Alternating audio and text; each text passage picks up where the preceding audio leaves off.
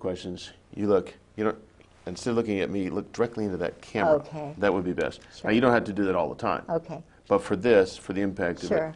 for the veracity, we need that. All All right. Your name is Catherine Pollard Griggs. Yes. You are the wife of Colonel George Griggs. Yes. 11 years of marriage. Yes. It's true that your husband is and has been the head of special operations under Admiral Kelso, NATO. Yes. And it's true that you were the head of the hospitality committee.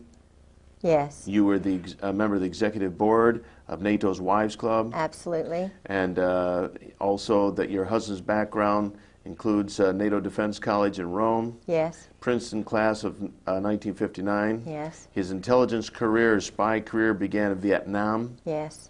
And it's also true that it continues unto this day. Absolutely, under General Wilhelm.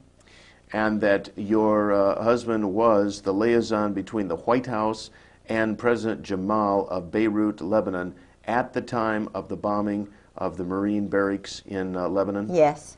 And in fact, your husband was an alcoholic.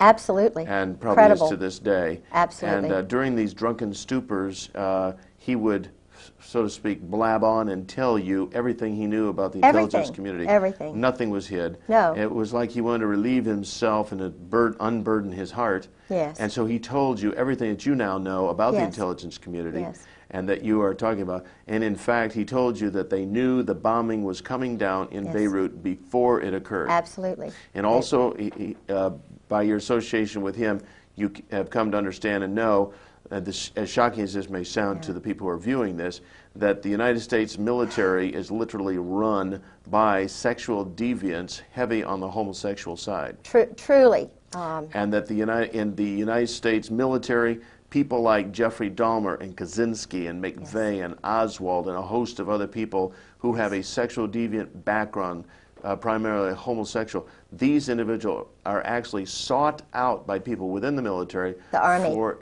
the Army, for advancement into intelligence type work, Yes. because they are so easy to control. Yes. And they actually become mind slaves, and that the U.S. Yes. military, Yes. literally, as outrageous as it sounds, is a mind control operation. Yes. Totally now. Totally now. They've gotten rid of the good folks, like MacArthur. Got rid of them, one by one. Good. Totally take over. All right. Let's talk about the individual who told you that we've never actually been an enemy of the Soviet Union, that somehow that's all just been a scam. Who was that individual? My husband. When the first 3 years we were married, he was drinking 3 or 4 straight gins, vodkas a night, a bottle of wine, and a beer machine beside his desk.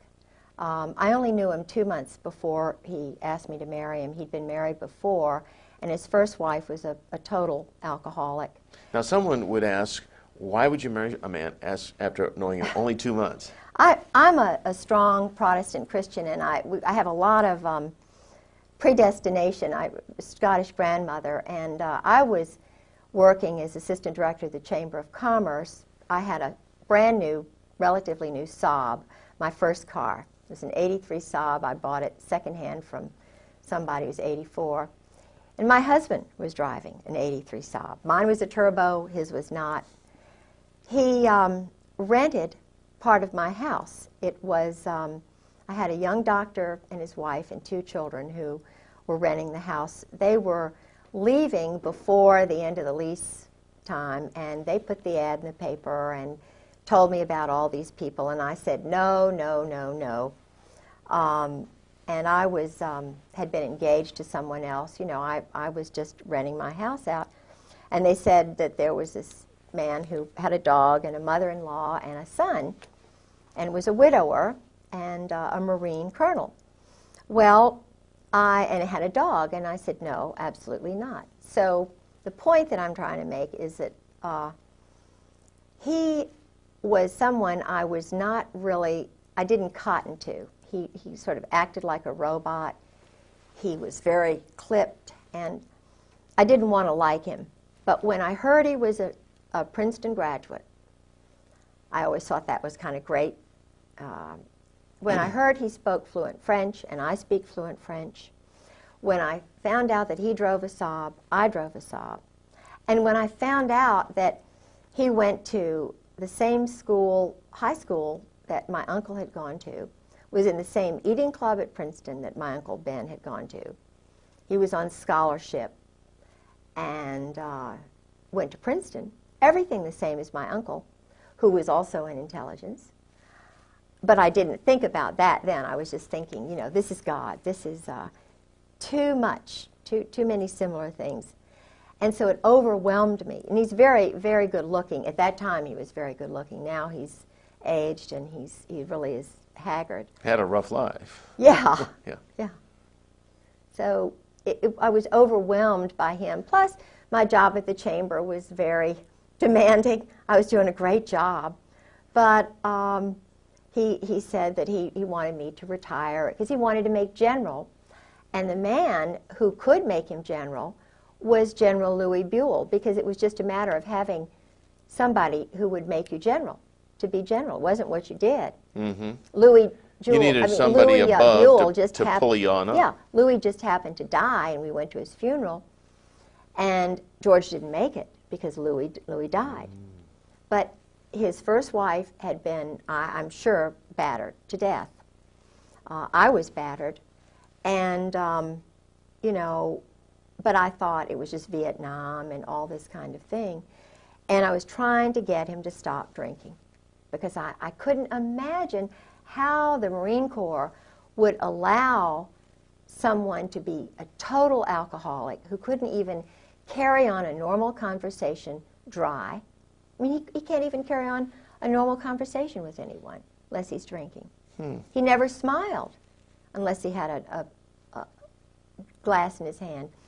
He drank solidly. I have a letter in his own hand that tells, and this is the truth, he drank solidly this amount that I just said for 30 years. His booze bill, and they never entertained, he and his first wife, was $250 a month. And this is from the Naval Store. Now think about that. Mm-hmm. He was totally snockered, just his whole brain, and yet he's working. He is head of running half the world's Marine Corps under General Al Gray. A man who is mentally incapacitated. Totally. Unless he's inebriated, and then when he's drunk, I mean, he's in a different, altered state of mind. He can't discern anything. He can follow orders. Oh, and that's all he does. And he told me when, I mean, one of our many conversations, he was trying to, he thought I was, you know, because my family were all naval officers and I was out in the world with the chamber, you know, that I just sort of went along with this kind of stuff. And, yeah, I mean, it was just incredible to me that... How many wives of high-up military people are there, like yourself, that are speaking out? None. I mean, they're all 30-year Marine wives. They're Stepford wives. They are petrified. I have had conversations before I went public, before I went to live with Sarah McClendon, who saved my life. And Sarah McClendon is the senior White House correspondent. Is she that little old lady we see on TV asking the president those pointed, jabbing questions all the time? The little red-headed, feisty Texan who broke the Billy Saul Estes thing. She doesn't go along with the clone group of reporters who are all, most of them, intelligence officers. I think she was in intelligence because she was in the Army during World War II. And she's just a remarkable mind, and I lived with her for 5-6 months. And what's interesting is she called my home after I had called her or seen her on C-SPAN. She couldn't get through to my house. I was living there by myself. Every time she called my home, this is 1996, from March until she finally got hold of me, she had to go to another phone in Maryland to get me on the phone. Every time she called me from her house, she was told, "This is a military base, and the Griggses don't live here anymore." Now, that was my phone number long before I met George Griggs. It's my granddaddy's farm. the house that I Well, so own. your phone was being diverted. Absolutely diverted. It's electronic warfare. It's part of their deception. They have many levels, but it's all under a big operation. They have an operation now to totally ruin me. His first wife was murdered. Now, you know, some of the things you talk about here, this big operation, you've come to understand about the largeness of it, the intricacies of it, through a diary that you have. Is that right? Could you hold that diary up so we can get a look at that? And the thing that I found, this is the actual diary. Just hold it up kind of like a chest tie. Okay. There you go. And these are the actual handwritten notes of your husband. Absolutely. And they reveal an awful lot. In fact, does the military or those in the intelligence community, do they realize you have a copy of this? They do now. You know, I had a phone conversation with General Jim Joy. how long ago was this? It was in February of '96. I tried to ask the colonels. They knew I was on the move, trying to find information. And my husband had mentioned General Jim Joy. Yeah, it's hitting the microphone right there. Just Oh, go ahead. sorry. That's all right. All right. And I called General. I had to call a General Miller in Jacksonville, who was in my husband's address book, and told him I was looking for Christmas card list, and you know I needed General Joy's telephone number because one of the colonels whom I trusted, Colonel Ken Millis, lied to me. Captain Phil Holwager lied to me. And so I got this General Jim Joy, who was the one who was in the Operation Just Cause. Was it Just Cause, the one in Panama? He was in charge of all the psychological operations, the booming music that they hit Noriega with, the chasing him around, the stealing same stuff his they did at clothes. Waco, too. Of course. We'll get to that in a minute. Yes. Okay. That's General Jim Joy, who was behind Waco. I see. And General Carl Steiner, the Snake, Okay. who tried to steal Desert Storm away from Schwarzkopf. Okay, so, but you were trying to get some addresses, and they were giving you the complete runaround. Oh, don't even know him. Don't even know him. Don't even know him. And I knew him because my husband told me, you know, that he worked with General Joy and General Steiner. They were the triumvirate. But they had different names. They were, you know, in plain clothes. They had different passports. So I got him on the phone. I was given the number by this General Miller. And I said, So in the movies, when they say they shall disavow any knowledge, that's not just a little thing for movies. That's the truth. They disavow knowledge of all these people. Totally lie. Yeah. But you nailed him down. Yes, I said, General Joy, I'm Kay Griggs. My husband, George Griggs, was in the Marine Corps, and he's battered me badly, and we're looking for him because, you know, this has been going on too long, and blah, blah, blah. And I was recording this conversation, you see. I was sitting on my bed with the diary right out in front of me. And he didn't know that I had the diary. He didn't know anything. It was cold call, like they do cold murders after when they graduate from SEAL school. Cold murders. I was doing a cold telephone call. And he said, no, I don't believe, and these were his exact words, no, I don't believe I know your husband.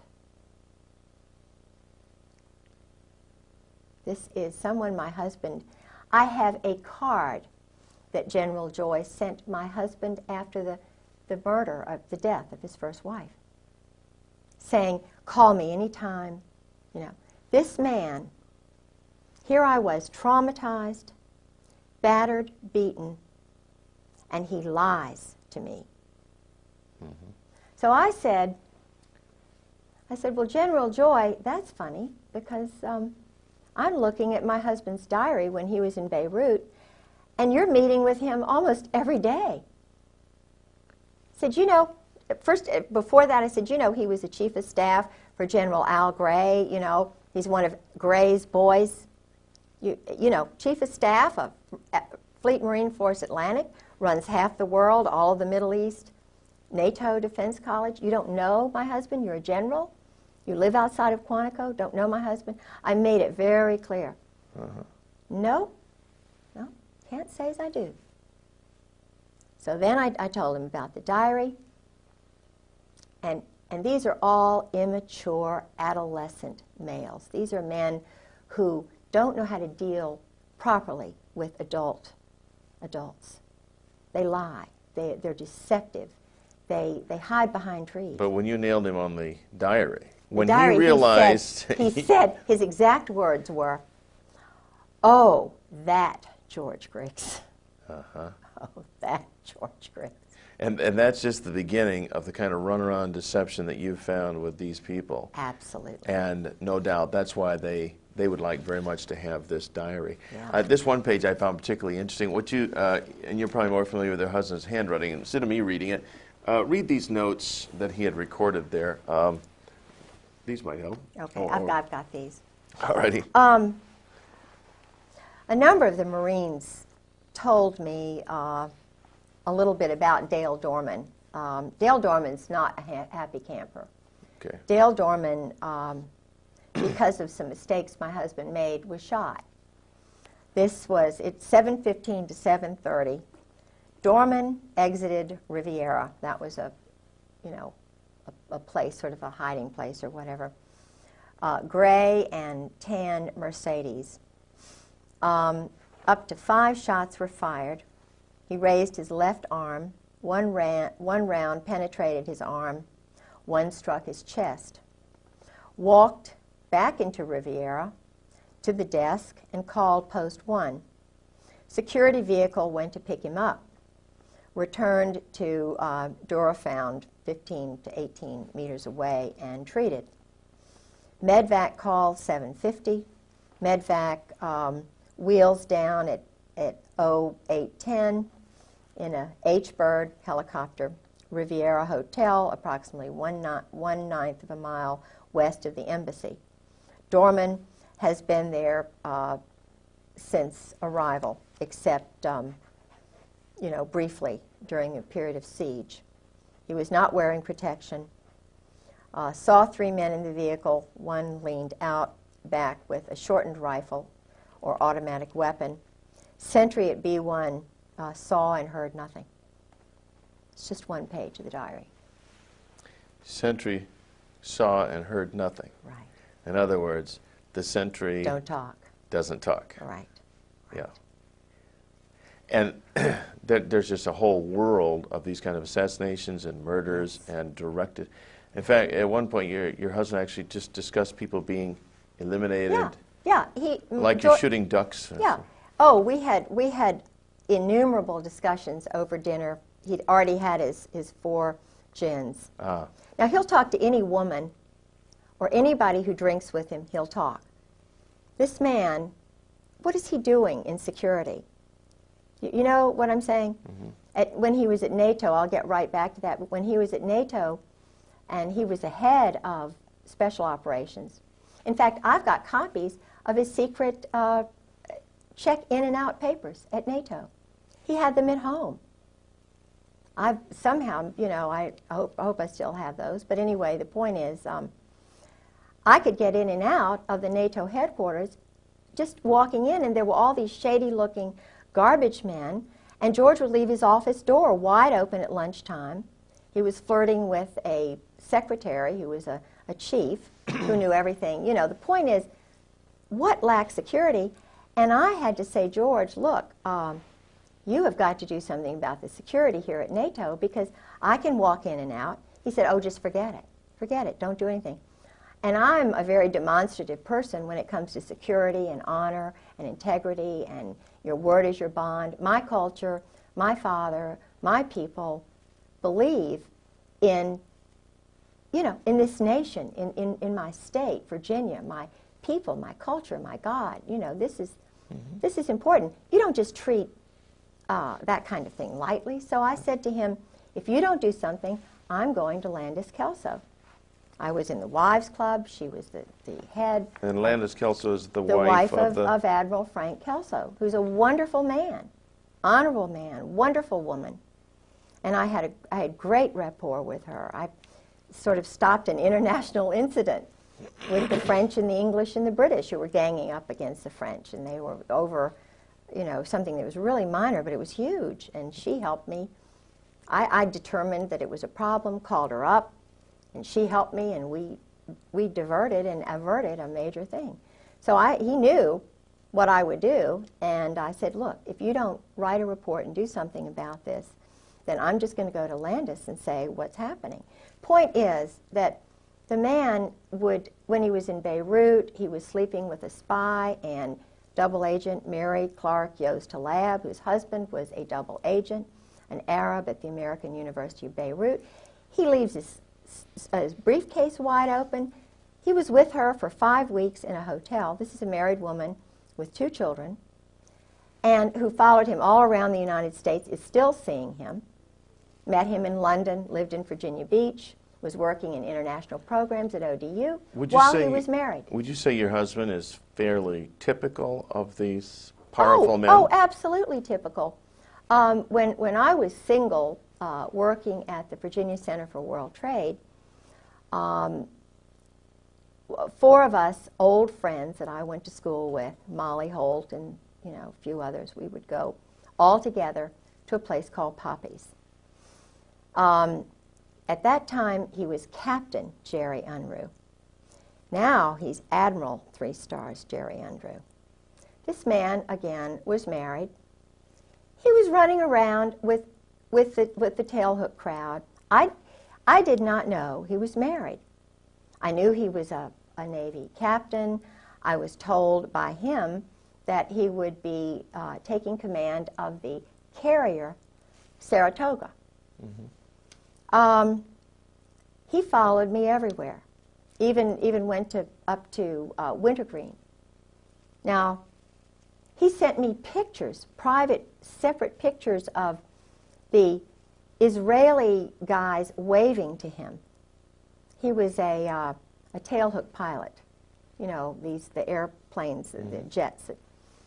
And he was a Mustang, but totally immoral. Totally, and knew that he would never get caught. In fact, he was in tailhook. They had a big party down at the beach, and they were doing, I didn't go by that time because I learned that he was married. And the point is that he and this whole group, I've found out about Al Gray, General Al Gray. Yeah. Mm-hmm. Yeah. And what is this this consistent thread of the sexual degeneracy and the homosexuality and just the raw, base nature that seems to be so prevalent? Have you ever determined what it is? Why? Well, it's a way to handle them, to control them. Years ago you thought of people like General Eisenhower as an upright man. I don't know. I know some things about him. How far back can we go to where you find people that are decent and moral and upright? Right. Where you had real people who defended the Constitution, who had a feeling. Robert E. Lee was. There were nationalists and America first. You got to go back a good ways, probably. Absolutely. You see, growing up in Norfolk, Virginia, my whole family have been naval officers and also working. In other words, they would enter the service during a time of war, of need, and then they go back to being fathers and being husbands. I had a wonderful father, wonderful grandparents, wonderful family who put their family first. Well, they put their God first, Christ, and then their wives and their sons and their children. This is the way America was built. Now, these generals in the Marine Corps and Army, they don't look at it that way, according to my husband. They're ordered, and my husband, being chief of staff, told his men it was like this. It's the Marine Corps first, the brotherhood, the Cherry Marine, the bonding that goes on. Mm-hmm. the Marine Corps comes before God, before Jesus Christ, before the country. And then it's it's whatever the religion they have. I don't know, because my husband is not a Christian. He's an existentialist. And most of these guys are. Certainly Al Gray is. Krulak. I think his wife goes to church, but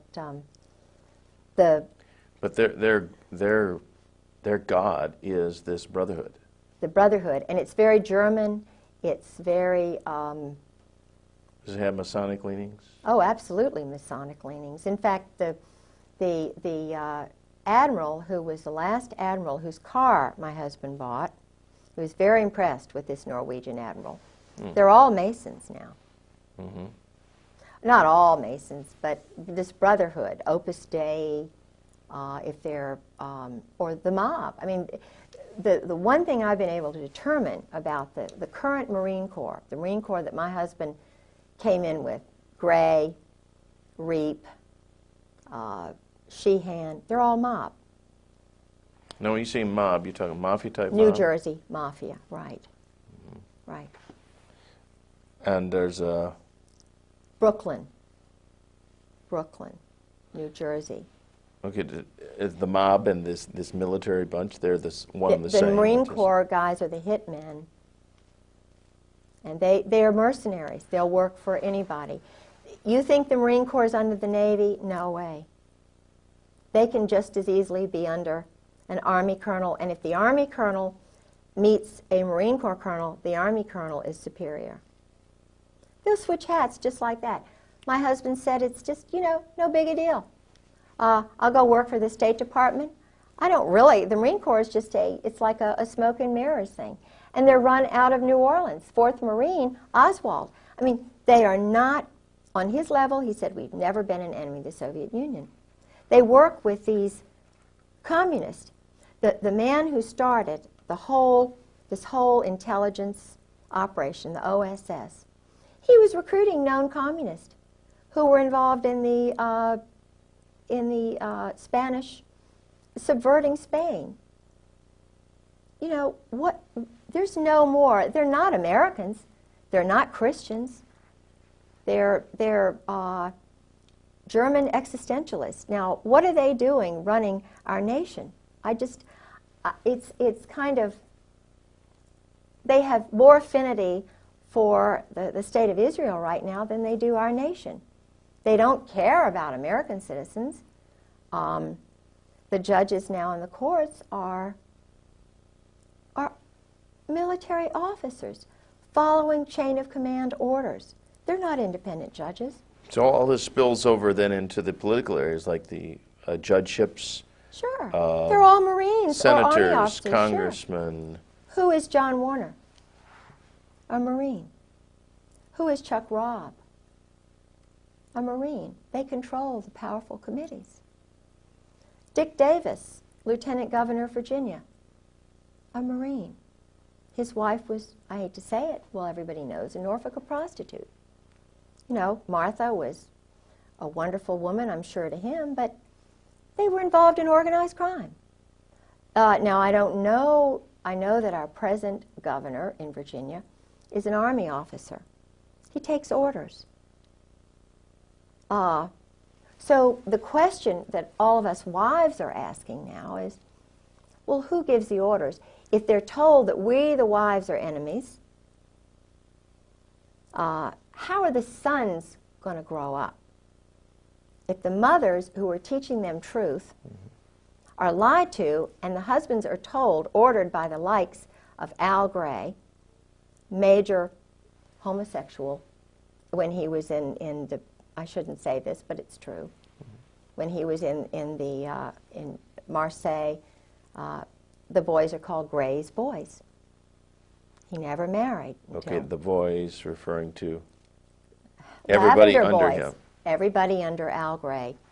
And he had a separate organization while he was commandant that was a contract organization, getting information on people, having them, if they weren't corrupted, corrupting them, farming people, so that he would have something on them, so that they would use that later to control and manipulate them. It's like what happened to Newt Gingrich.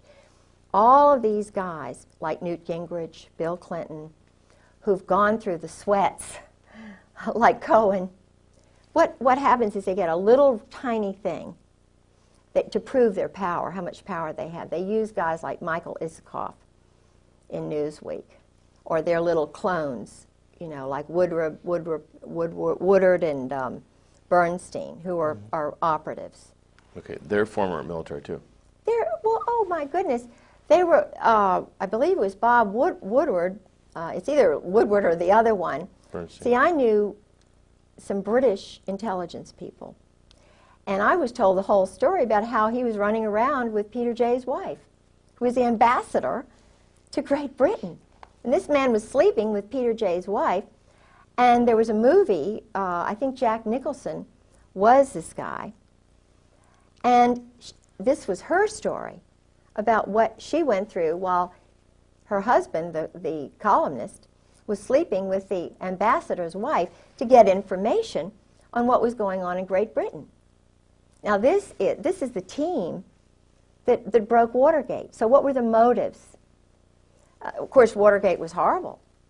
And Nixon had something like 60 military JAGs alone working for him, doing dirty tricks. One of those JAGs was Ernest Frank Reynolds. Changed his name to Ern Reynolds. He came to me. I was farmed. Tim Hunter, an intelligence army operative, came to me with this story about, oh, you know, hard luck, you know, Saudi Arabia, and I was in the army, and I have this friend who can help you out with your legal case. He's a really good guy, you know, Ern Reynolds. And if you meet him, I know he'll do some free legal work for you. So I was staying with Sarah, and I didn't have any money, and but I took the little, you know, the train into Fairfax. He met me in his Volvo station wagon with his jacket on. I didn't know what the big 4 meant on his leather jacket.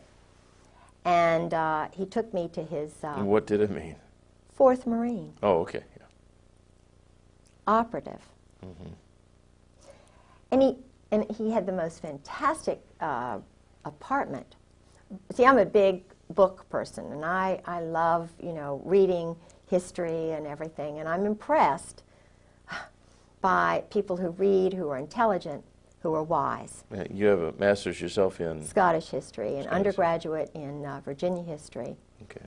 I worked on the Dunmore papers. I studied with people like Ian Cowan and Geoffrey Barrow and Tom Devine. These are scholars in Great Britain who are experts on the Reformation, and my interest was Mary Queen of Scots at the Reformation, and also Lord Dunmore, who was the last royal governor of Virginia, and I was working on the Dunmore papers too. I see. So you had an interest in, I mean, this guy's layout impressed you. Yeah. He's a real intellectual. Yeah, and he was divorced, you know, a sad story and everything. Mm-hmm. Worked for the Justice Department. Mm-hmm. Was supposedly a whistleblower. Mm-hmm. Supposedly a Christian. So this guy's really going to help you out? Mm. Oh, yeah. Oh, yeah. Boy, did I buy into that. It's like the old story, I'm from the government, I'm here to help you. Oh, yeah. So I caught him sneaking around my house at 2 o'clock one morning. 2 in the morning? Yeah, and of course I'm most gullible in school, you know. So I'm trusting, I'm a Christian, and I always look to the good side of somebody. I see the good little part. It took me about 3 times. The guy had my original documents that had just been in my briefcase under his car seat. He invites me to a cybernetics conference in Champaign, Illinois. I leave Martha Roundtree's apartment, and it's arranged so that all of my things are in his safe little car, and we're going to his parents' house in Roanoke. And of course, you know, you can't take all your things to the cybernetics conference, because I was going home. But this is a smooth psychological operations guy. I mean, he is doing psychological operations on a woman in Champaign, Illinois, who is the lover of a German spy, who he's been writing letters to her, and he's showing me these letters. The guy's perverted. I mean, he's writing Susan Parenti these letters, you know, like invading her mind, and, you know, why are you...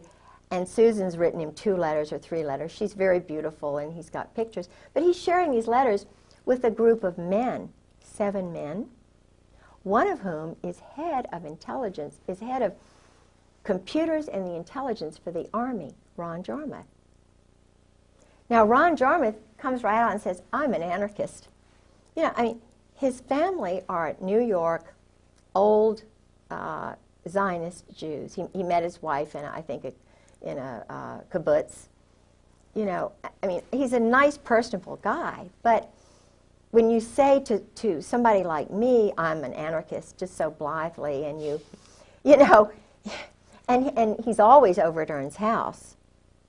And Ern's got a picture by his bedstead drawn by a man who's a known homosexual whom he met when he was at the University of Virginia, who was the chaplain at Hollins College, who my best friend was there. And she said, he's a well-known homosexual. And I'm thinking, what is a picture of Ern Reynolds doing being painted when he's young by this known homosexual? And then I find out that the man who enlisted him in the Republican Party, he was doing dirty tricks for 7 years for the Republican National Committee. I mean, dirty tricks. Underneath this man from West Virginia who was a homosexual, and left all of his money to Ern's son and took his son on a trip. Now, and Ern is a lobbyist for homosexuals. He's just, you know, working in the Episcopal Church. He's got a group of women that he meets with at the seminary. I'm sure that my case, my profile, he's probably got charge of it now. He's the expert on Catherine Pollard Griggs, but he's not. The guy is absolutely not grown up. But he's a thief. And so he your case just got stonewalled, just got sucked into a memory hole by a guy who was acting under orders to Sure. You get Catherine Griggs under your control, and that's that. Sabotage her. Sabotage, yeah. Sure. And he stole your documents. Sure. Sure. Sabotage me. Turned on me right in the middle of the commissioner's hearing.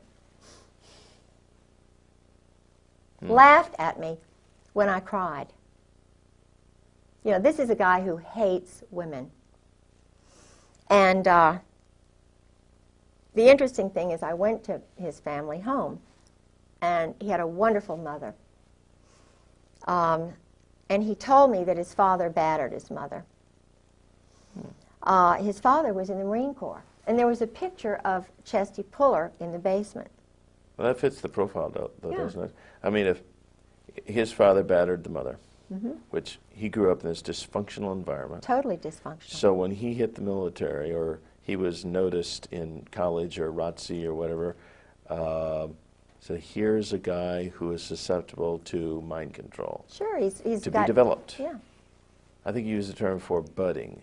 He was recognized as a potential bud. Yes. And he's moving up the ranks. His roommate was from New York, was a Zionist, and he was an outcast at the University of Virginia.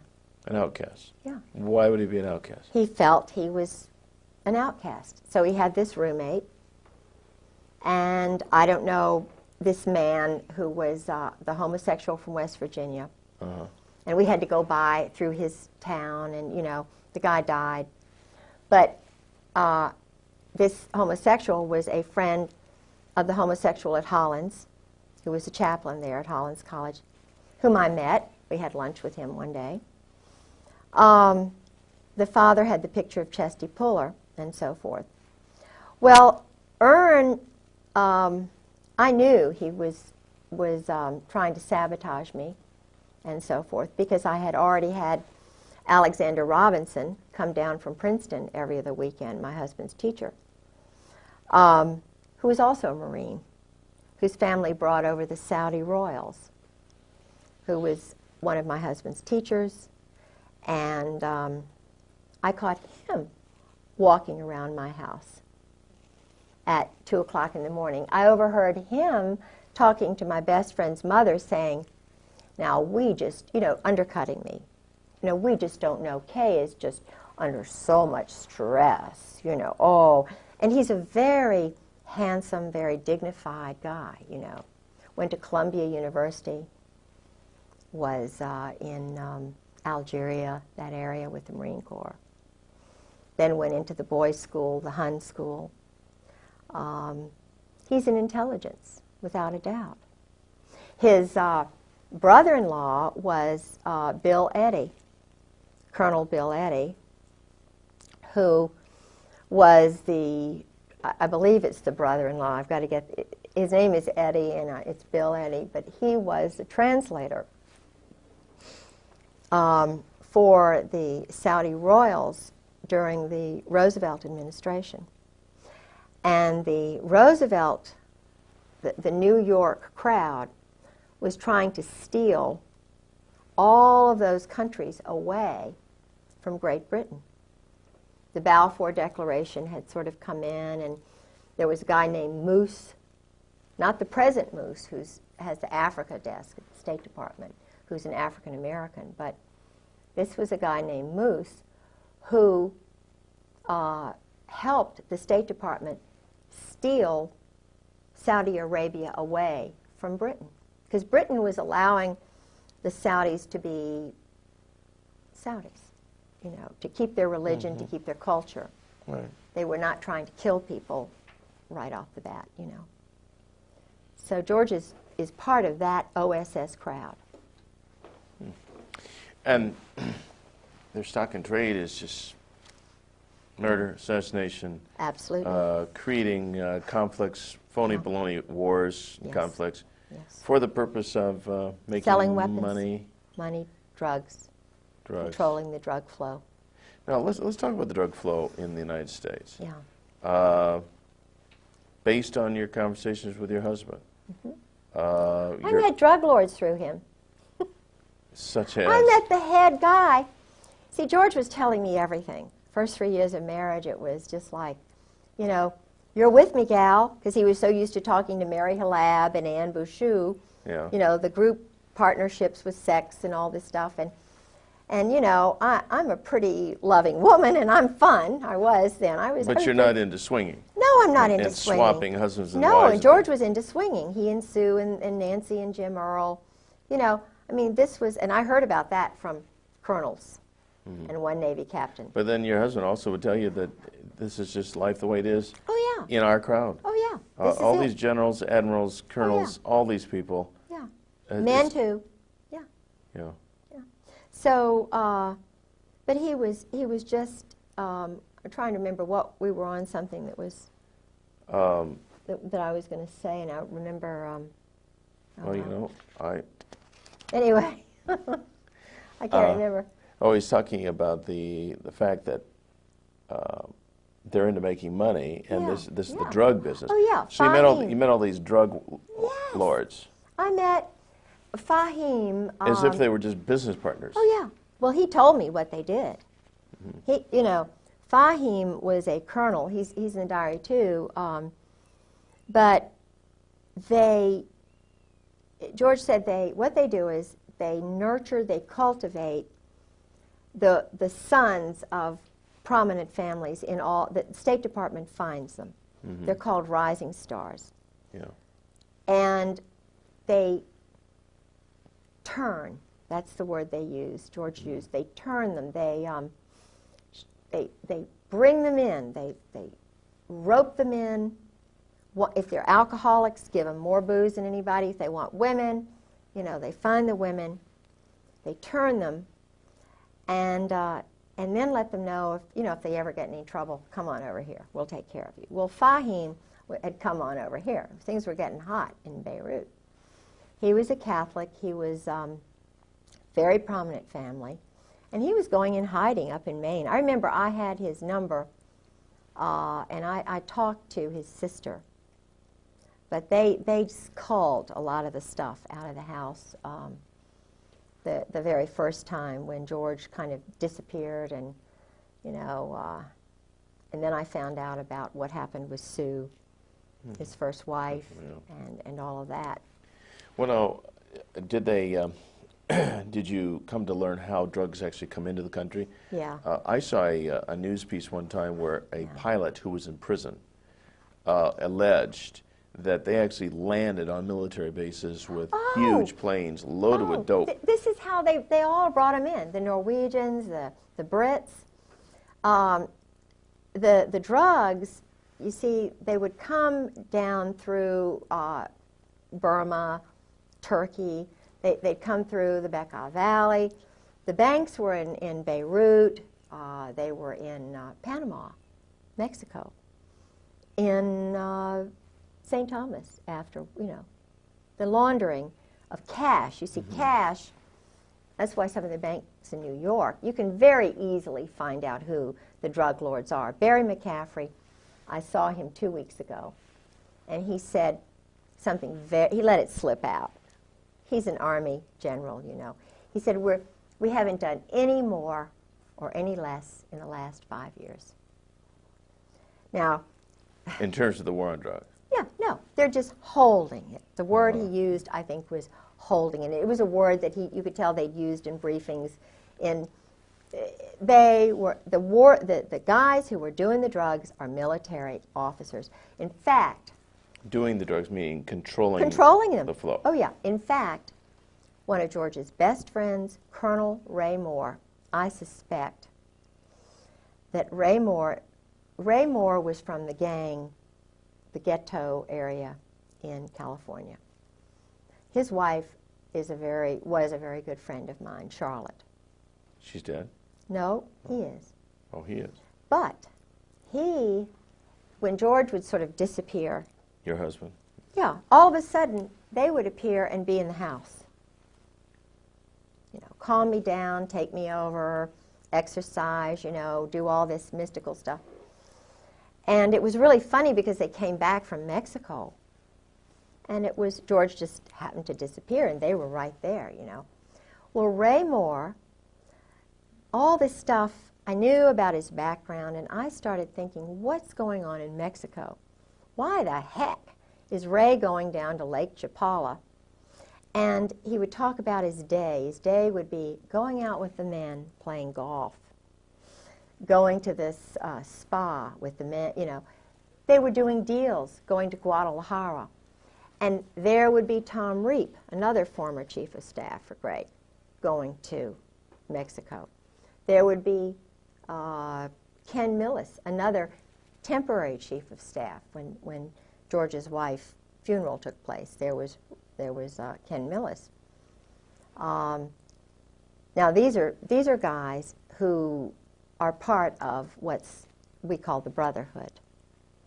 And they're all going down to Mexico. So what's going on in Mexico? Ray's one of these guys who wants to sit in the sun. He doesn't want to go down there to Mexico and do all that stuff. Mm-hmm. But he did. And he got cancer all of a sudden. And another guy got cancer all of a sudden, right after he got out of the Marine Corps. No. Not to diverge from what we're talking about right now, but did your husband ever tell you anything about any disease warfare, like giving people sicknesses and? Yeah, that's part of. He called it ABC, NBC. It was something like nuclear, biological, chemical. ABC, atomic, biological, chemical. They call it biologicals, and. In fact, I'm not going to mention his name because this is a guy who's really a good guy who's scared. The word they use is shitless. Excuse me. But that's the word. This guy is petrified. Because? Because he's doing that work. The chemical? And biological work. The Marine... You mean the laboratory work or the implementation? subterfuge, deception in the Middle East. Okay, and they use He's a Marine Corps colonel. disease-causing drugs? Absolutely. And then how do they administrate them? In missiles and I mean this is an elaborate big business. Like Peter Kawaja, Marine Corps guy, who's working in plain clothes at one of the plants in Florida. This is why George is in Florida. This is why they're all down in Florida, because all of this stuff is being. We manufactured the chemicals and biologicals that were in Iraq. Now, if you don't believe me, you don't believe Peter Kawaja, a Marine Corps colonel, he says they killed his wife, I believe him. He worked in one of these factories. It was supposedly a candy factory where they were manufacturing deadly, deadly killer things. The Marine Corps, Al Gray, Krulak, Carl Mundy, he's in the CFR. He was in Ken Millis's class, who was the chief of staff, the one who controlled me. You know, I went to his mother's house in 7 Mile, Ohio. Flo, his father was a German Nazi. I'm not saying that, you know, being a German Nazi is bad, but he's part of this group. And if you don't believe me, if you don't believe Peter Kawaja about the drugs, you can, I mean, it's just, it's everybody knows. There's a guy named Randy Hebert, Lieutenant Colonel, hero, American patriot. This is a guy who should be the commandant of the Marine Corps, Krulak. I'm talking to you, I'm talking to Al Gray, I'm talking to you, Carl Mundy. You all are adolescent, immature. I call you twerps. You're liars, you cheat, you steal, you kill. You're beneath the contempt of any of your wives. They are scared to death. Why do you do this to your wives, guys? Look at that tape of Randy Hebert. I knew Chesty Puller, and this is a strong, wonderful guy. I knew his wife, Virginia Mack. I knew a real Marine. You can't say that you knew them because you didn't. I did. Randy Hebert sat. He could hardly talk. He was leading a platoon into Iraq. His wife was sitting to his left.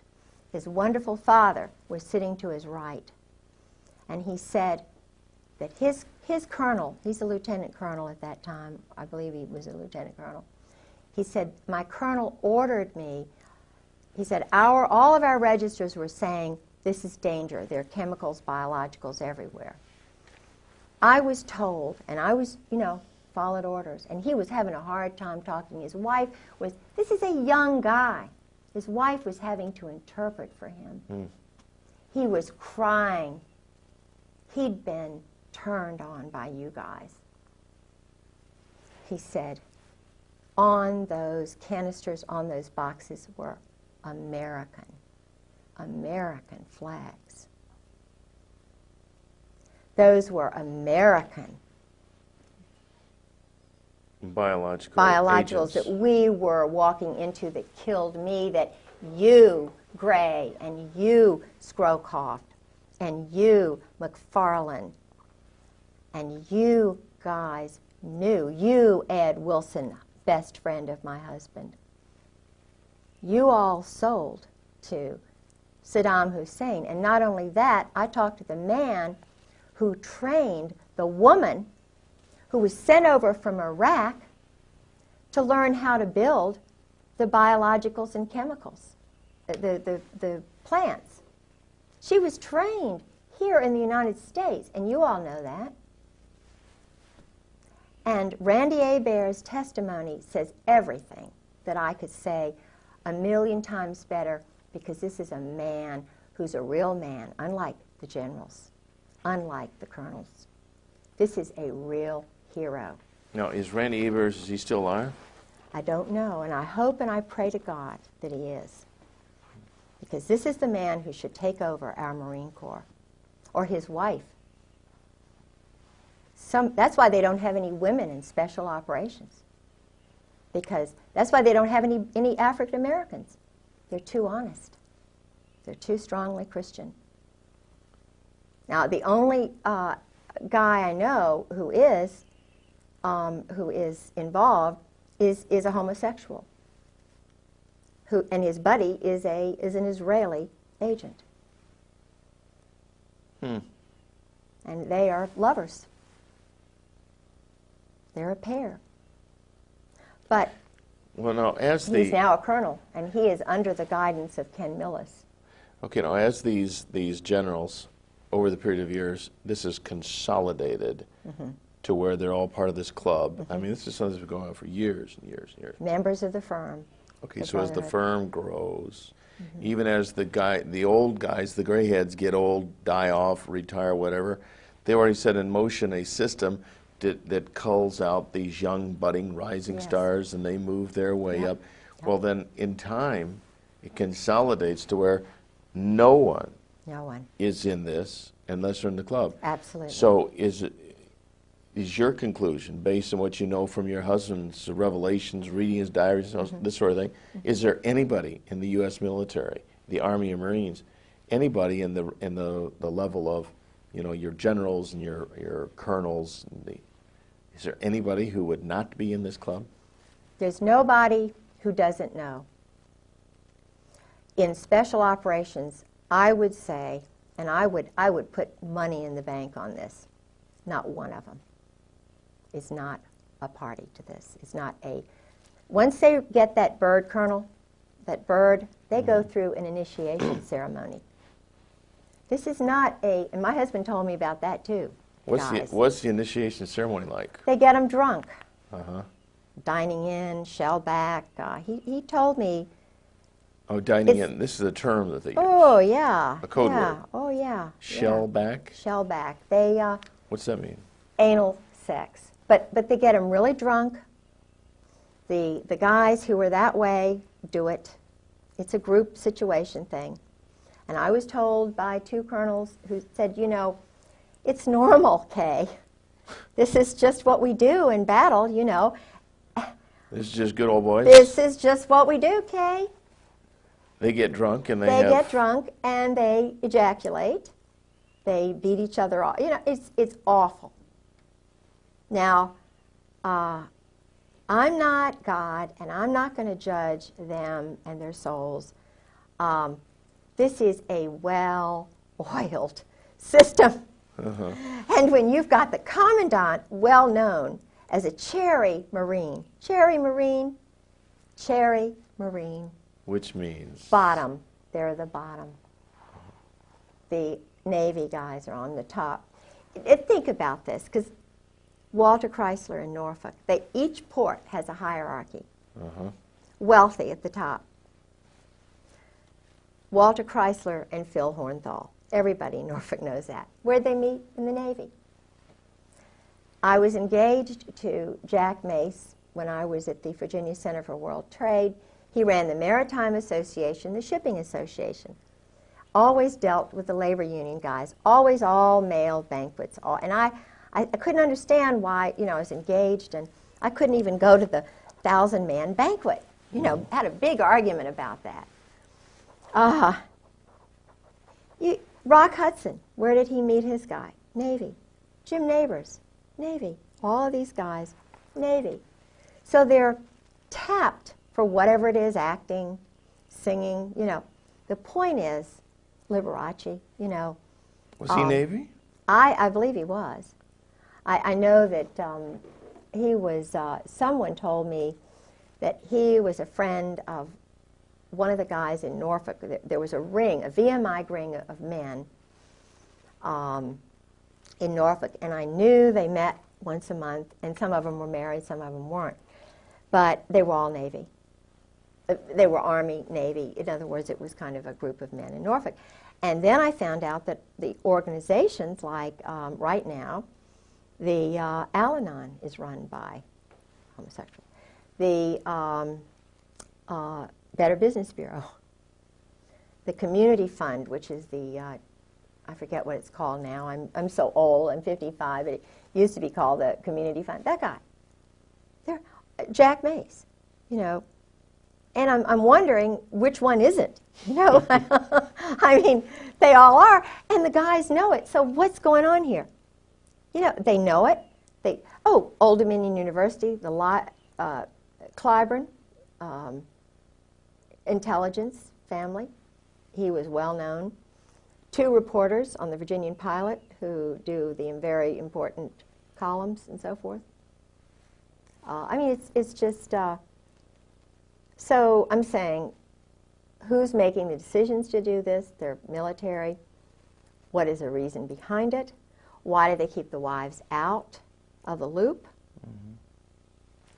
So when people suggest that the United States of America is becoming a modern-day Sodom and Gomorrah, absolutely, without it. This really is not just a broad generalization. No.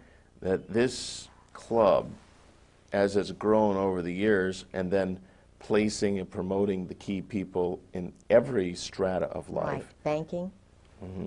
Then the whole thing, not only the military is run by degenerates and top heavyweight degenerates, people who are moral can't possibly move their way up because they don't qualify. They kill them, they get rid of them. But they can't be controlled. No. One example, I was the executive secretary for the Virginia Center for World Trade had a board of the most important, supposedly the most important leaders who were picked out by Jerome Weiner, Jerry Weiner.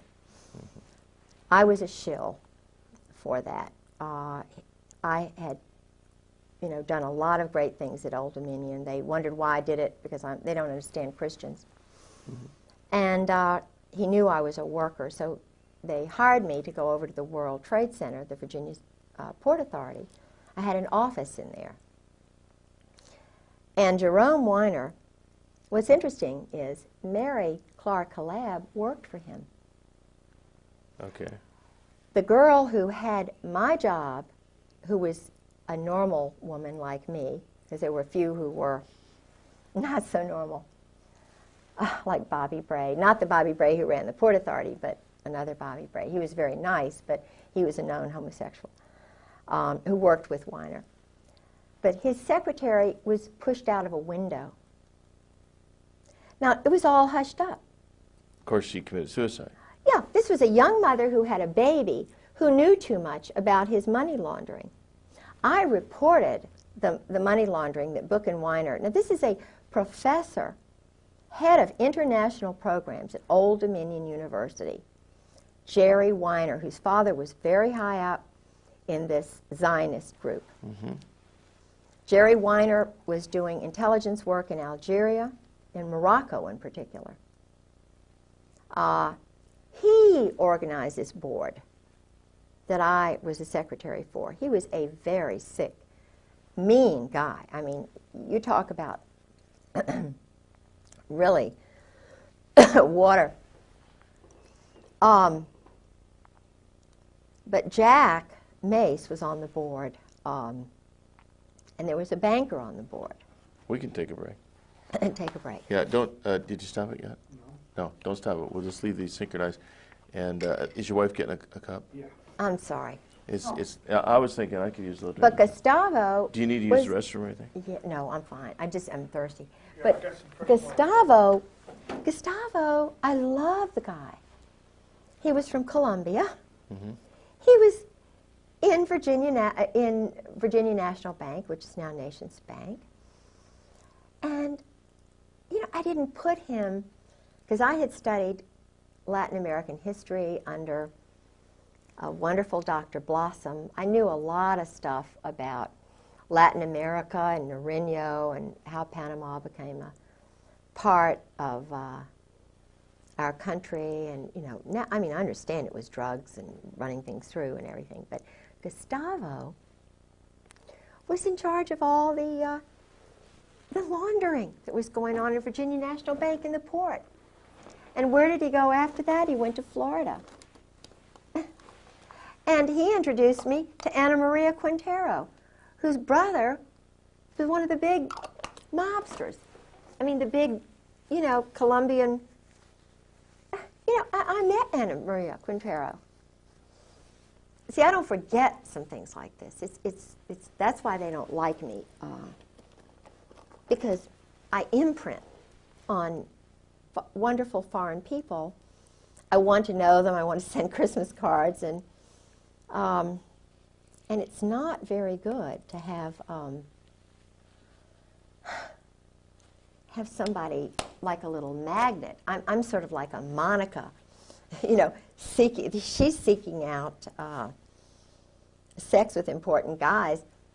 I'm wanting to meet people like that from different cultures because I want to learn about them, because that's what Christ said. You go out and you minister to the people who are foreigners.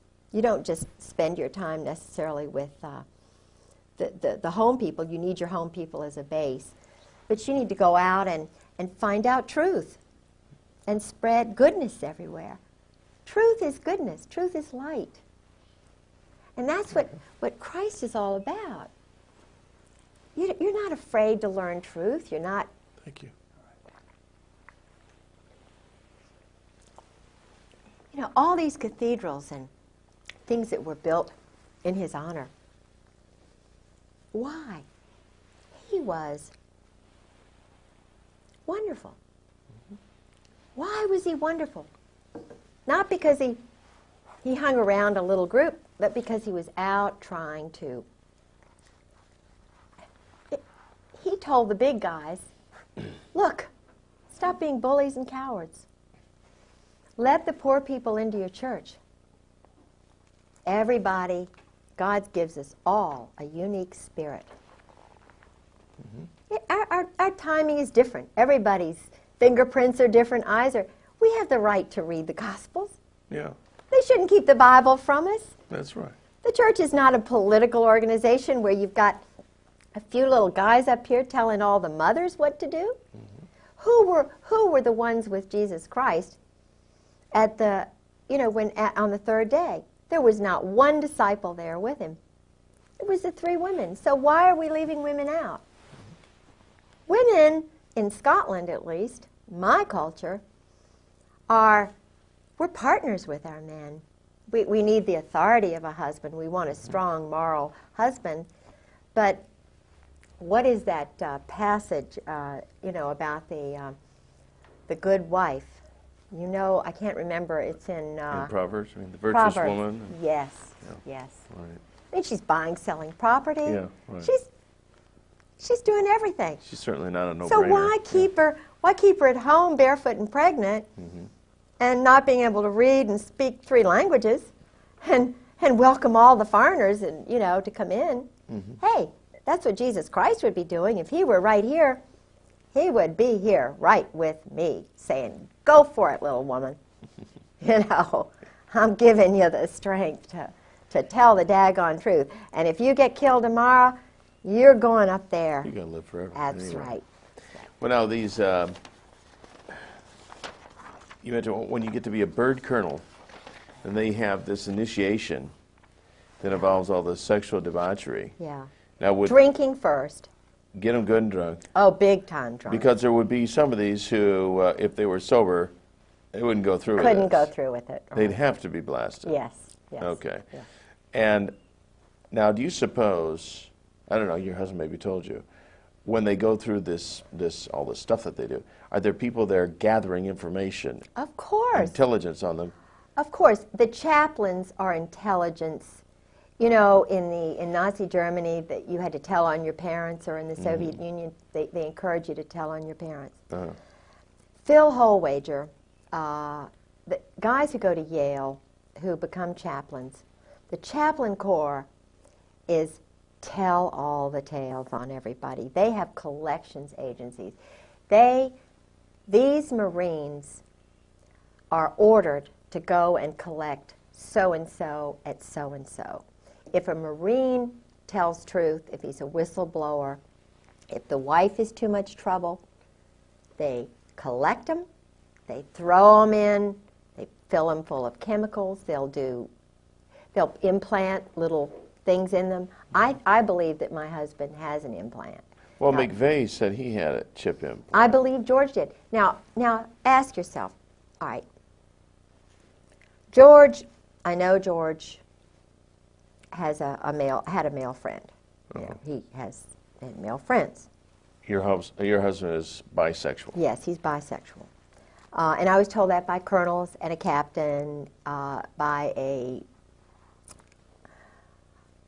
psychiatrist.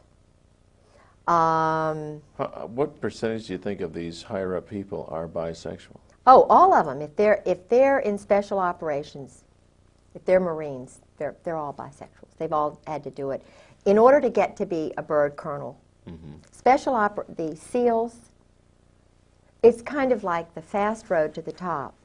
So a guy could not be a SEAL without having. Oh, I don't believe so. I haven't met one that I don't believe would have done it. And judging from what a couple of colonels told me, it's just, that's the norm. It's just you women, you know, y'all are so sissy, y'all are just, you know, you don't understand how it is. We're under so much pressure. And when Valerie Wilhelm told me that about Charlie, I just could not believe what Charlie Wilhelm would be a... He's a general now down in Miami. And she was just saying, oh, well, you know, he's run around. He has to, she said. He's under so much pressure. And she was saying that, of course, I had met Charlie in Norway, and Charlie is sort of someone my husband just idolizes. And and Michael O'Boyle is another one. Michael is my husband's special friend. And when my husband retired, we went to Al Gray's office. This was a traumatic thing for me. It was a really weird day. We drove up with his son Douglas and my son Garland. We went to the commandant's office.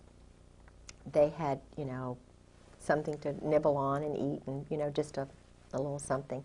And his wife Jan came over from 8th and I Street, the commandant's house, with her dogs. She sleeps with stuffed animals and dogs.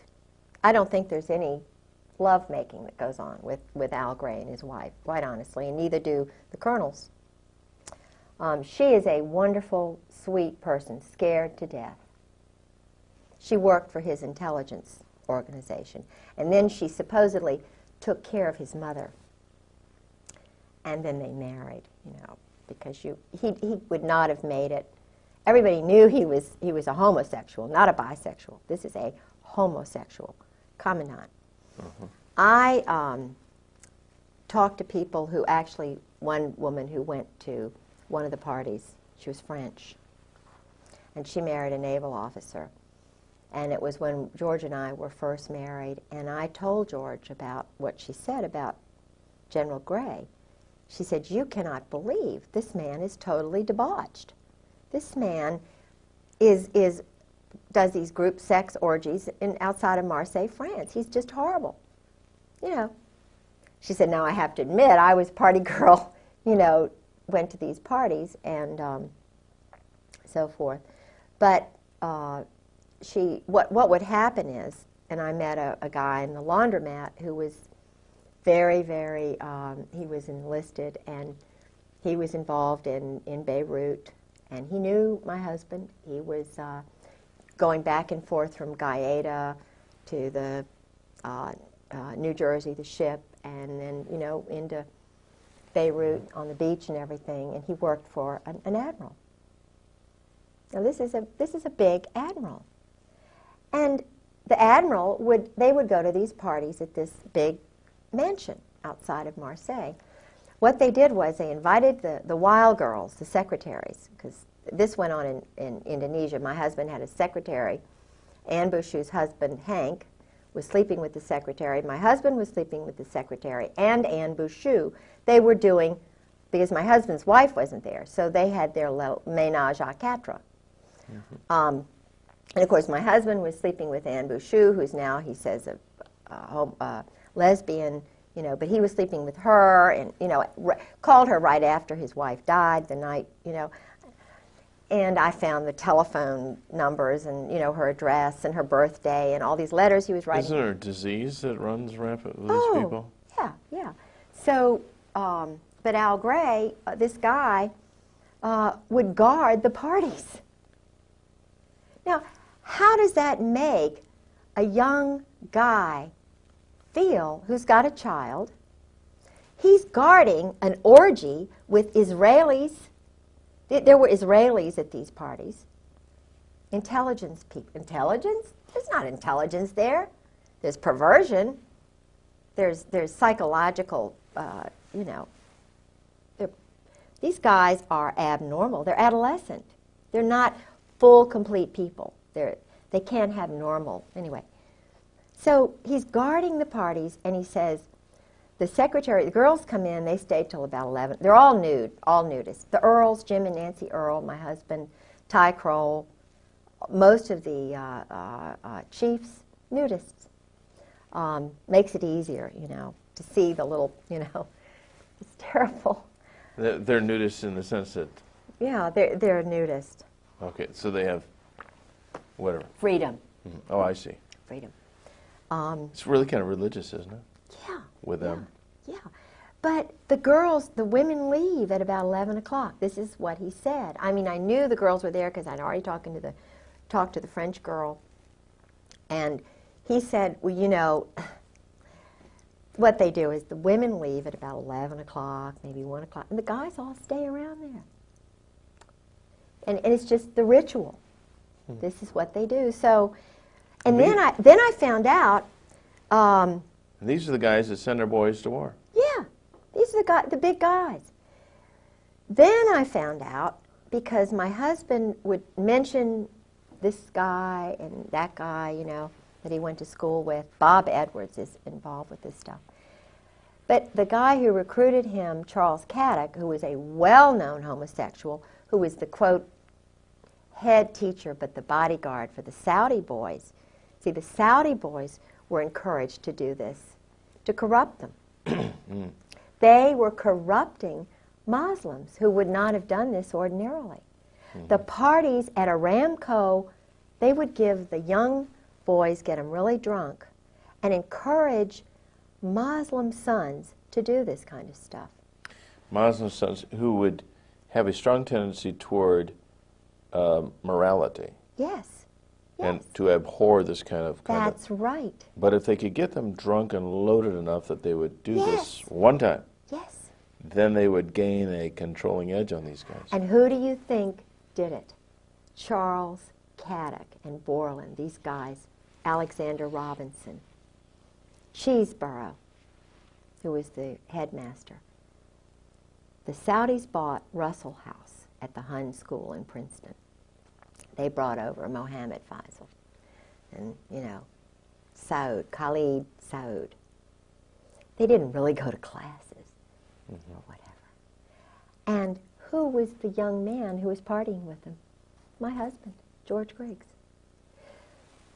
Who was in the group with them? Einstein. I mean, my husband was partying with Albert Einstein. I said, well, you know, I didn't. And when would this have been? At what age in his life? 52, 53, 54, 55. I believe he said that Mohammed came over in 54. It was right after the murder, the poisoning of the one who was really good. Okay. So your husband would have been a young guy, 18, 19 years old? Oh, he was only, when they first got to him, he was in high school. So he was ninth grade. And he would be there? He was at the school with these homosexuals. They sent his parents to California. Got him a little Boy Scout job, his father. He didn't see his parents for 8 solid years. And this is amazing. I see. So then the transference is these people become your parents. They're the ones you look up to. Yeah, but they're doing things to you. Sure. They're sodomizing you. Of course. And Albert Einstein was actually... was in that homosexual group, bisexual group. Absolutely. Camus. Sartre. Now, Camus did not, I don't believe my husband actually met Camus, but Camus was a lover of his French teacher at Princeton. Not Todevay, not the one who helped him with his paper whom he had an affair with. And I was told that by normal roommates, whom he had later on, and by another roommate. They knew George was doing this stuff. George was, he was a cheerleader. He was a French major. Were there any other young teenagers from that particular setting Yes. that were also being cultivated? Bob Edwards, who's a Marine Corps colonel, was part of that group. And my husband met with Bob Edwards in high school.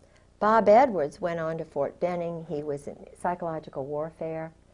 In fact, he was involved with the subterfuge in after I was injured and my husband socked me in the breast, and I had to have surgery because he'd already broken a leg, and I was starting to document the violence. But I'm such an upfront person, and all I wanted him to say was, "I'm sorry, Kay, I did this." But I was trying to do, like they said Rosie Greer did, you put a mirror, if you're battering your wife, you put a mirror up in front of yourself or a photograph, and you try to imprint the lower brain, because I wanted to save his soul. I mean, this guy had murdered his first wife, battered her to death. I mean, he dragged her body back. I mean, it was just, Sue had a cerebral hemorrhage. That's too much for me to get into. But he was doing that to me, and I stopped him from drinking, thinking this would stop the battering. But I started taking notes, taping things, while he'd go in these rages, because I wanted somebody to know. I wanted somebody to help me so I wouldn't die. And I'd had surgery, I'd had broken bones, and I was trying to reach out for some help. And so I was trying to get him to realize what he was doing to me. And I told him, I said, "George, I know you did this to Sue. Do you really want me dead? This is..." But he started getting scared, and he was cool. Did he ever admit to you that he was responsible for his first wife's death? He came, he said, he admitted that they didn't get along. He admitted that he didn't love her. That he battered her. He admitted that he'd hurt her. He admitted that he dragged her body back after she supposedly collapsed at dinner. Now, this is a 200-pound woman. She's huge, because she's not happy. She's sleeping with her dog. She doesn't sleep with her husband because he's too busy sleeping with other people. He doesn't find her attractive. He's sleeping with Nancy Earl, and I mean, it's just the most crazy. And she loves him because he's handsome. And what is she going to do? She's never worked a day in her life. Her mother loves him. It's like me. No, who would believe you that a handsome, wonderful guy, oh, but George is so nice. So, and this is what the wives go through. They know that it'll be hard. So, the guys just, what George did was, he had clout in the State Department, and they knew that I just loved showing people around. So he would plan something that I just had to do. I would be hooked, like a hook in a fish. And he had some dignitaries who came over from, where did they come from? They were parliamentarians from, I think these were from one of the Latin American countries, Panama. And of course we had to go to Richmond. So I had to stay overnight with them, and George didn't want to go with me. And it just so happened that Bob Edwards, his Army colonel friend, invited him to come up and meet with some of the guys, at New Hope, Pennsylvania, or Bucks County, or wherever it was. Well, he had already been talking to Phil Holwager about the abuse, because I had gone in for surgery, and I thought it was very unusual that Phil Holwager was there during the surgery, kind of holding George's hand. It wasn't for me. It was to make sure George didn't fall apart, to make sure that the doctor, I didn't say anything when I was under sodium pentothal, covering George's ass, excuse my French. But he was the chaplain at Fleet Marine Force Atlantic and was the chaplain for Sue's funeral. He knew what George had done. And he runs around on his wife, he's playing golf all the time. He and George were playing golf with this single woman, and I found out, and I said, what do you all, you know, he's the so-called chaplain, and he went to school with Gary Hart. He was a classmate of Gary Hart's at Yale, and, you know, a colleague of Pat Robertson's. That's why he, you know, not that saying that Pat Robertson does that kind of thing. I don't think he does. I'm sure he doesn't, but they went to Yale and so forth. But so George was a violent man, and he started knowing that I was sort of going to do something. So he started doing certain things. And, you know, now looking back, I can see why. Because of the violence, he wouldn't have been able to use his .45 anymore if he'd been convicted of battering. Yeah, he would not have been able to use his pistol anymore, carry it. So they wanted to make sure that he was protected. So the wife has got to go. The wife is way down the totem pole. It doesn't matter what wife, and that's the reason the wives are so afraid, the Marine wives. And they all talk cryptically, and, you know, they even talk outside the house. Talk cryptically. There's code words and double meaning words. And yeah. What's 10 p.m. Saturday TV? Your satellite, remember? Don't we got to switch it to? No, it's Saturdays. Sorry. Sorry. Sorry, okay, I'll remind you. I thought Okay. we used to talk about earlier. Yeah. Okay. Well, actually, I think this pretty well sums up this segment. Unless is there anything you can think of? I can see where we'll do this again sometime as this develops on. Tomorrow, let's see, tomorrow's Sunday. Monday, what we'll do.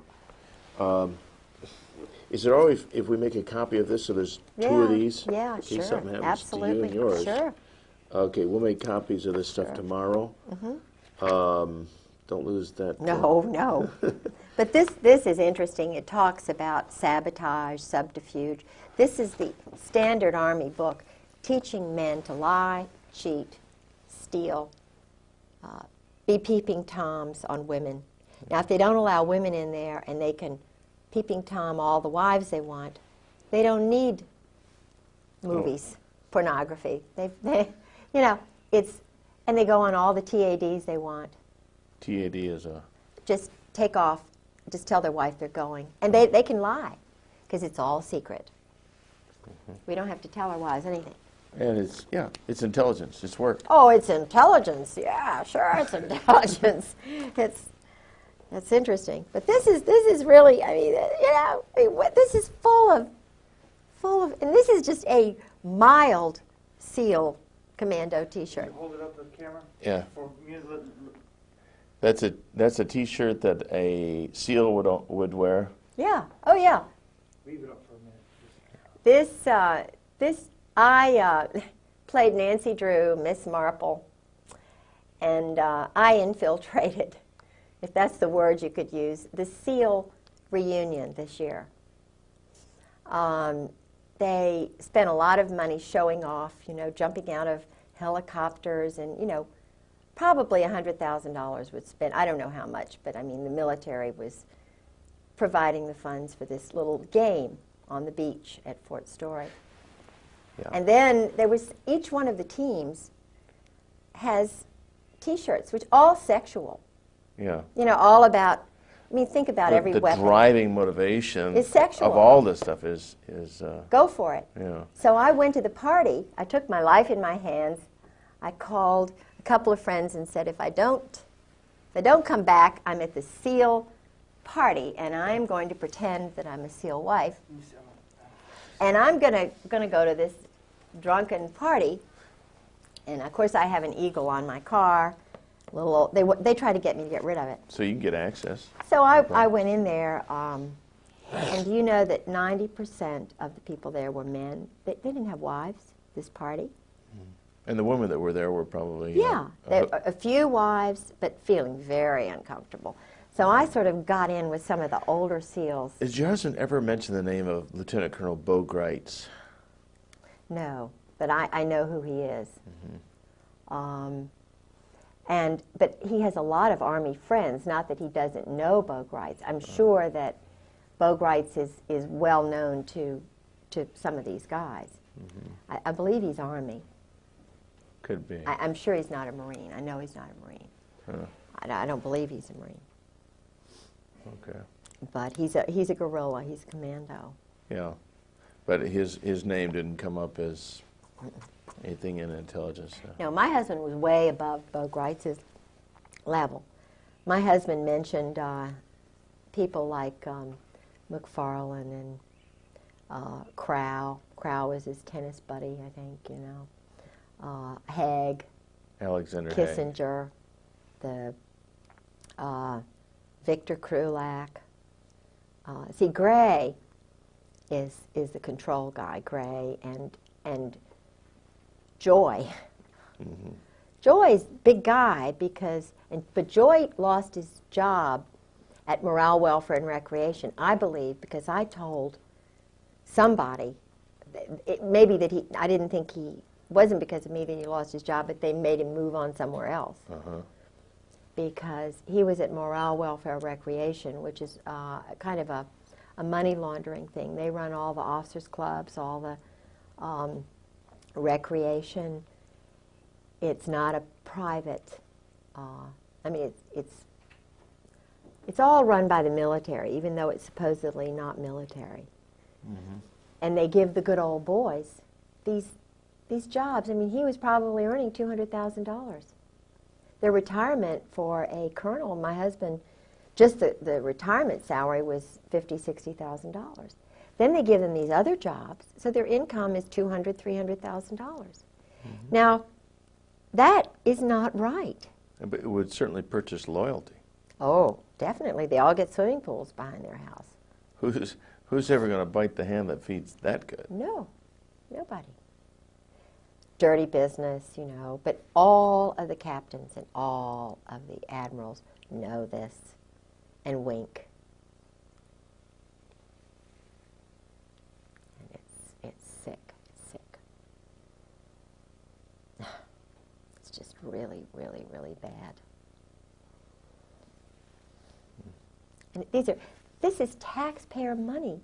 Hard working people who are just wondering where the money is going to come from to pay their taxes. Mothers of children who are having to work 2 jobs to feed their 3 children. And they're spending $10 million on phallic-shaped weapons. I went to the Army show just last week. I was up there. They had a hearing on Okinawan rapes a day. You know, they call it a murder rape a day or whatever, you know. Crime a day by Marines in Okinawa. And I went up there. John Conyers had a hearing.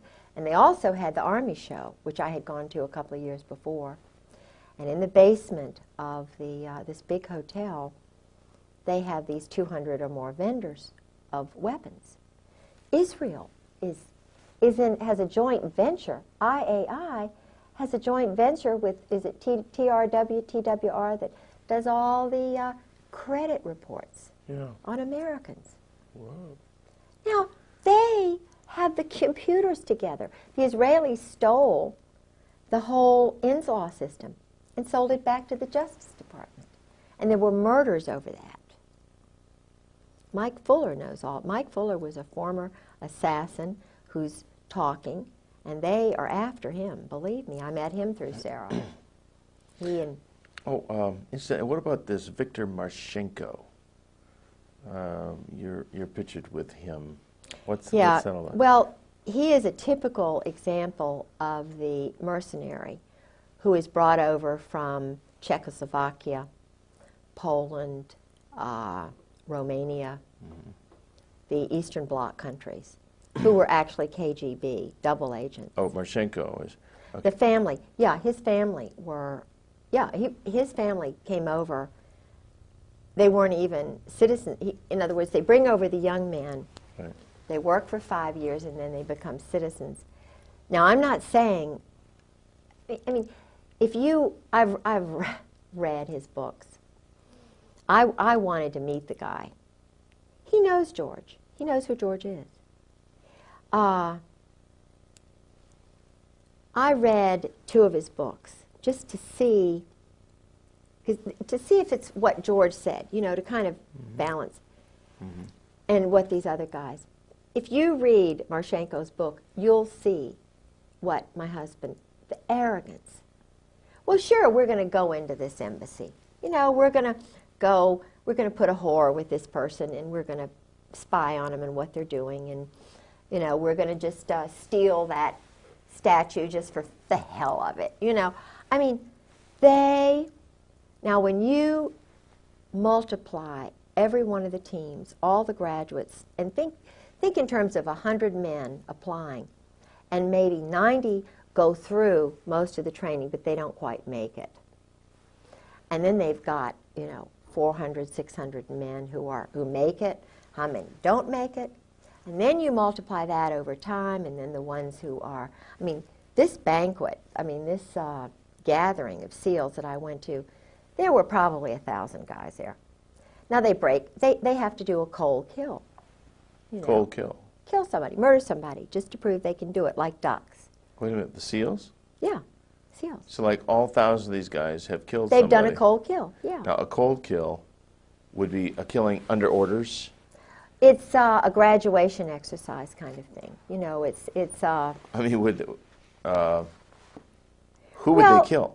Oh, it's just somebody, just anybody. Just go into a hotel and whack off somebody.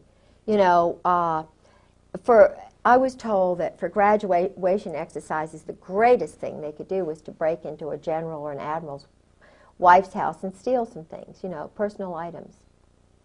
And to prove that you were good enough to get in and out. Oh, yeah.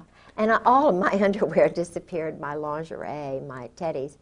And the funny thing is that I don't know whether it was Michael O'Boyle doing it because he was, from 1991 to 1993, Michael O'Boyle was 3 miles away from my husband. He was at his graduation exercise. He was very close to my husband. And yet he was just down the road, and I started questioning my husband about, you know, what is this about you and Michael? You know, what's going on? Well, Michael was there, and my husband never told me he was there, and he saw him all the time. And I'm looking back at when my teddies disappeared, but all this time, now Michael he and his first wife had divorced, that's okay, but he had an affair with a woman and a child, a secretary. So he was having an affair with a woman. I mean, Michael is both ways, you know what I mean? But in order to get into the system, he sort of did it with my husband. He was my husband's friend, younger friend. And that started when he was in the 7th Fleet under Krulak and Buell in intelligence on the ship. So, but Michael, there he was at Little Creek, my husband's best friend. He never invited him over, but he saw him. So I don't know if you can guess what that means. But the teams, the biological electronic warfare school that, after my husband left FMF Lant, he went to the school, you know, the Special Operations School, which ran the teams, foreigners, and everywhere. Okay, now the term MAC-SOG, what does that mean? What is that? It was a kind of a code word for going out and sending platoons to kill people in Vietnam. SOG is Special Operations Group. Special Operations, SO, SS, OSS, Secret Service, SS, Nazi Spetsnaz, the German stormtroopers. They all, if you know anything about the German High Command, it's the Brotherhood. It's called, they are connected with the Opus Dei, which is an Italian kind of a business group that works within the Vatican. And I'm told that, and I like the Pope, I think he's a wonderful guy, but I'm told that he was involved with that during World War II. I've heard that too. And that the guy who was the Pope before was murdered so that he could get in. Now, I'm still curious about the SEALs in this murder thing. Are we still on? Yeah. Okay. Now, a SEAL, in order to complete his indoctrination, becoming a, quote, full-fledged SEAL, part of that includes the fact he has to have killed somebody. Yeah. All right, and it could SEAL be Team 6, right, the red team. Red team. The Ghetto was the captain of that team, and his wife and I had wonderful conversation. And would she confirm this as well? I mean, did she confirm this with you? I guess she would. She's scared. She's frightened. Most of these women are scared to death because they're warned. They know what happened to Sue Griggs. Okay, so but they support you, I mean, Yeah. philosophically, in their hearts at least, Oh, if not yeah. with their lips. Oh, yeah. Oh, yeah. We talk about it. Some of them have to go out of their house. Some of them won't even talk in the office in which they work. They've had men come by their houses. They've had their papers stolen. I mean, association with you could be the kiss of death. Yeah. Oh, sure. And they know that. But we talk anyway. And you're talking about some really brave women here. And when I talked to, there are a couple of colonels' wives, and before I went public, you know, they were talking to me, except for Carolyn Millis she turned just like that. She was the one whose house I was in when I told about the go-go dancers in the officers' club and me taking the picture and thinking about writing the letter to the wives. And she said, "Oh, you can't do that. You'll ruin George's career." In other words, Carolyn has really bought into the system, and she's very pretty, and she's very influential with the wives group, but she'll turn on you in a second. And it really hurt me because I was, you know, I kind of depended on her and Charlotte Moore.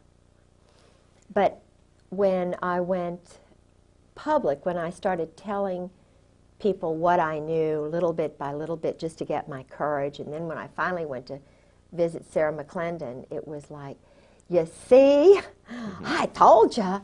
I mean, Sarah McClendon called my house and they told her it was an army base. I mean, it was a military base, and that the Griggses didn't live there anymore. Ha, ha, ha. See this paper? You know, then I was totally shut off. But until that point, I went in to see Peggy Sheehan. You know, we had tea and food, and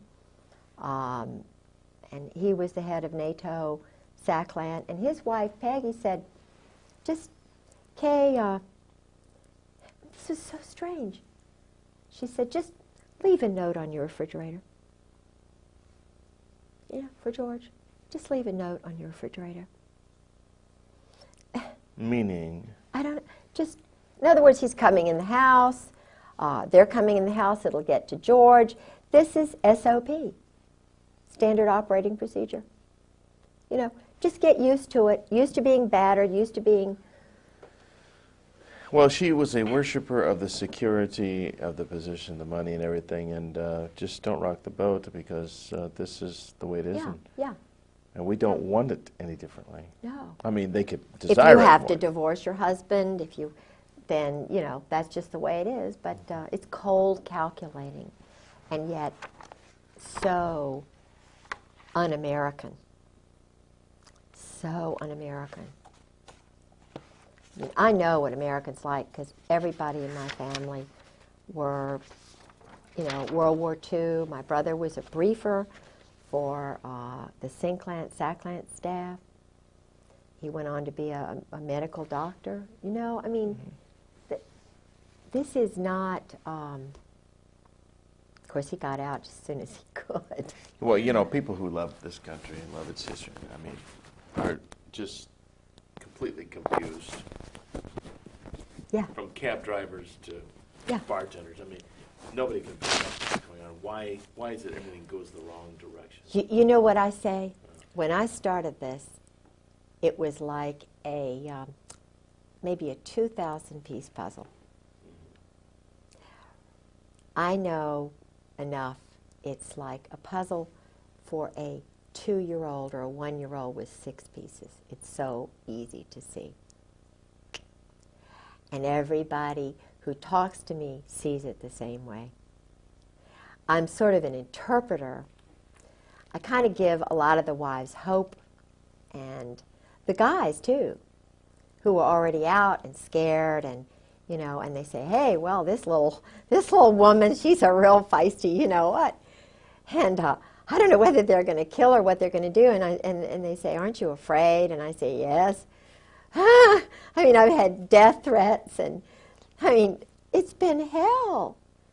But truth and light and what these other women are going through, the hell they're going through, being put through hell because their husbands are cowards and bullies. I mean, people who dress up in black, who hide behind trees, who shoot people from behind, who break into houses and steal their papers.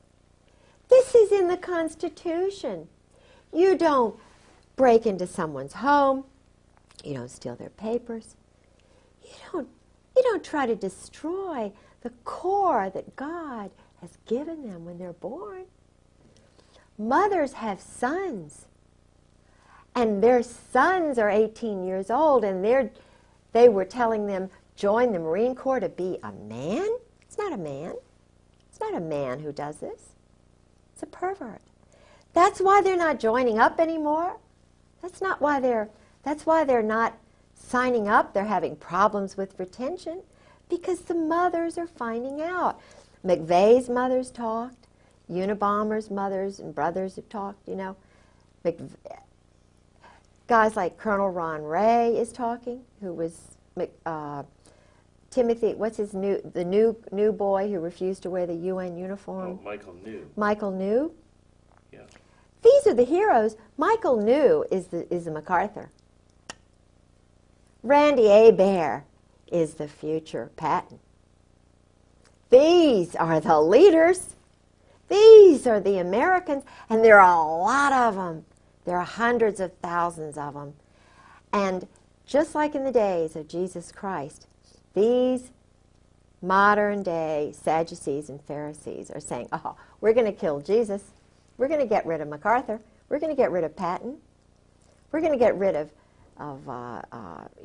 New. We're going to get rid of Colonel Sabo, murdered him. We're going to get rid of these guys one by hey, but everyone, this is physics, everyone, like Sue Griggs that's murdered, Sabo who's murdered, the wives who were murdered, Ron Brown, there are 100 people who spring up and say, now you got me to worry about.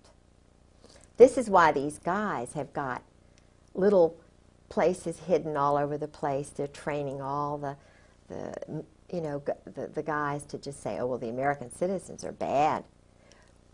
But the guys they're training are also gonna wake up to what's going on. It's Caspar Weinberger. It's Henry Kissinger. I mean, Walt Whitman Rostow. Eugene Debs Rostow. What's going on here? These guys aren't even born in America. What's happening here? They're training mercenaries now to run, flip around, we'll kill on an order. Not killing because people are breaking into our homes, not killing because they're bad, but just we want to control this country. That's what George told me. It's political. The military, the Marine Corps is a political arm of a group that wants to run everything, control the drugs, sell the weapons, keep the weapons flow going, and this isn't what guys are going to sign up to do. Their heart's not in it. They're not going to even do it for the money. They'd rather die than have hit squads come after them, collection groups from Great Lakes.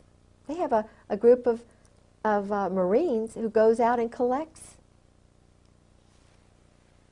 guys who have gone to their psychiatrist and they're a little bit talking too much. They get rid of them. But they're not told why. They're just told they're enemies or they've done bad things. So they don't, it's kind of like they don't, so they won't have any guilt and culpability. They make it cold. Just get rid of this guy, okay? Okay, get a promotion, get a new car, get some stock. After my husband did what he did in Beirut, I found these stubs. He got all this stock. You know, AT&T, major stock, just thousands of dollars worth of stock. And it was from a company that was like a quasi-government company, all on a sheet of paper. And of course it was big time stock. And that's how he was paid off. Stock. And paid off for? For doing criminal activities, selling weapons, going through Tel Aviv, the bank in Rome, selling the weapons illegally. The Israeli agents are the middlemen. And all the money's going to Israel. A lot of, I mean, it really is the truth. Mm-hmm. The money, not just the money that is given to them free and clear, but all the criminal, the black budget money that Meyer Lansky's group started back in the 40s has been growing and growing and growing. It's like a pyramid scheme. And the Jesuits, I've been told, are really controlled by this group now. I don't, you know... now, surely Ollie North is a good guy. No, I think he was farmed. You know, he was... but see, Ollie was involved in Vietnam with the JAGs, covering up a lot of the stuff that was going on. He was involved with a major case where there was a Marine, see, George was, oh, George told me about this. See, George was involved with a lot of the cover-ups of Marines who went crazy. Like, remember this, A Few Good Men, was it A Few Good Men? It was a movie about a Marine colonel. They murdered a guy from, Jack Nicholson played the colonel in this movie. Oh, yeah. You remember? Yeah, and he went on trial. Yes. And a George good guy was the chief of prosecuted. staff who tried to cover this up. My husband. The true story. The true story. My husband was the guy who was covering this up. They were so arrogant. And it was the woman who was the JAG who got this thing going. It was not the Navy JAG, because he was going to cover it up. He was just a loose kind of guy. And if he had been the JAG, then it wouldn't have been prosecuted.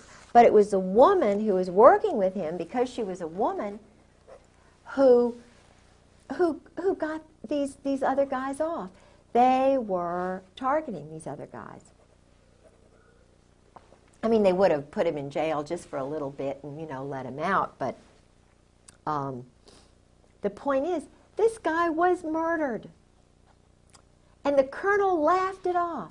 It was down there in Guantanamo Bay. And George was the chief of, it was Al Gray. Al Gray. That was, I mean, just that one alone. And Lone Tree, they were involved with that. You see, oh, it's just so sick. I mean, they are so easy. Let's break. Okay. I'll tell you. This has been a tremendous. I'm going to let you take this home and read this letter. Or did you take the letter? You got the letter. Okay. Take this and put the letter in there. because you'll see the glasses in there. Oh, okay. Bless your heart for sitting through all this. You know, it's just basically, I'm sorry. I couldn't stay down very long because I could hear a little bit. But it's just, you know, it's my life.